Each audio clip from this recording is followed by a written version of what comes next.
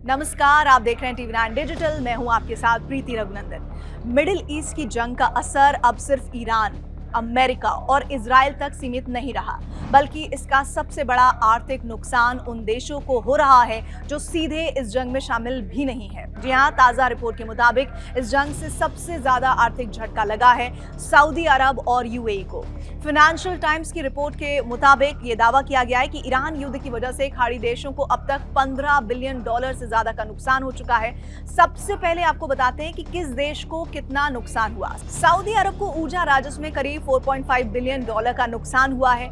UAE, Kuwait और Bahrain को मिलाकर लगभग $10 बिलियन का नुकसान बताया जा रहा है। कतर को करीब $500 मिलियन का झटका लगा है। अब सवाल उठता है कि आखिर ये नुकसान हुआ क्यों? तो इसकी सबसे बड़ी वजह है हॉर्मुज़ स्ट्रेट का संकट। यही वो समुद्री रास्ता है जहां से दुनिया का लगभग 20% तेल गुजरता है। अगर ये रास्ता बंद है तो पूरी दुनिया की तेल सप्लाई प्रभावित हो सकती है, और यही वजह है कि खाड़ी देशों की अर्थव्यवस्था पर सीधा असर पड़ा है। अब बात कर लेते हैं सबसे बड़ी कंपनी की। दरअसल सऊदी अरब की सरकारी तेल कंपनी अरामको को भी इस जंग की वजह से बड़ा नुकसान हुआ है। रिपोर्ट बताती है कि जंग के कारण कई प्रोजेक्ट प्रभावित हुए हैं और सप्लाई चेन बाधित हुई है। अब सिर्फ आर्थिक नुकसान ही नहीं, इस जंग में आम नागरिकों की जान भी गई है। आंकड़े बताते हैं कि यूएई में 12 नागरिकों की मौत हुई है, कुवैत में 8 लोगों की जान गई है, बहरीन में 2, सऊदी अरब में 2, जबकि कतर में एक भी नागरिक की मौत की खबर नहीं है। लेकिन सबसे ज्यादा नागरिक मौतें हुई हैं इराक में। इराक में अब तक 59 लोगों की मौत बताई जा रही है। अब बात कर लेते हैं टूरिज्म सेक्टर की। मिडिल ईस्ट की अर्थव्यवस्था में पर्यटन एक बड़ा हिस्सा है, लेकिन जंग के कारण पर्यटन भी बुरी तरह प्रभावित हुआ है। रिपोर्ट बताती है कि यूएई को पर्यटन में करीब $2.5 बिलियन का नुकसान हुआ है, सऊदी अरब को करीब $2 बिलियन का नुकसान हुआ और कतर को भी नुकसान झेलना पड़ा है। अब बात कर लेते हैं अमेरिका की। जंग में सबसे ज्यादा सैन्य खर्च अमेरिका का रहा है। पेंटागन के मुताबिक जंग के सिर्फ शुरुआती 10 दिनों में अमेरिका $11 बिलियन का गोला बारूद खर्च कर चुका है, यानी हर दिन करीब $1 बिलियन से ज्यादा खर्च। अब सोचिए कि ये जंग अगर लंबी चली तो खर्च कितना बढ़ सकता है। इजराइल ने कितना खर्च किया है, इसकी आधिकारिक जानकारी अभी सामने नहीं आई है, लेकिन रक्षा विशेषज्ञों का मानना है कि इजराइल का खर्च भी अरबों डॉलर में हो सकता है।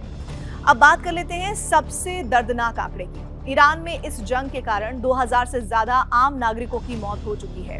रिपोर्ट्स के मुताबिक ईरान के कई सैन्य ठिकानों को निशाना बनाया गया है और दावा किया जा रहा है कि इस हमले में ईरान के 40 टॉप कमांडर भी मारे गए हैं।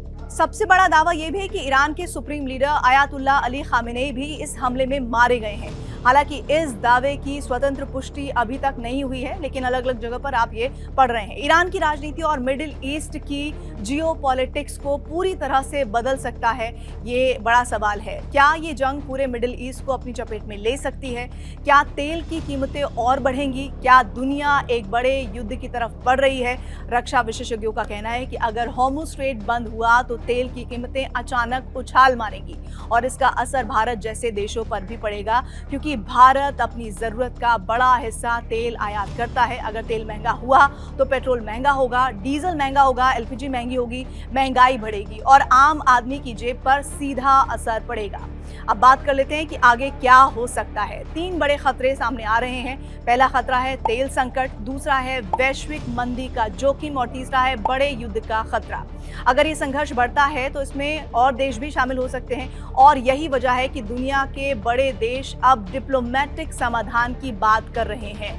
आप क्या सोचते हैं इस खबर को लेकर? अपनी राय जरूर साझा कीजिए और कमेंट करके बताइए कि आपको हमारी ये जानकारी कैसी लगी।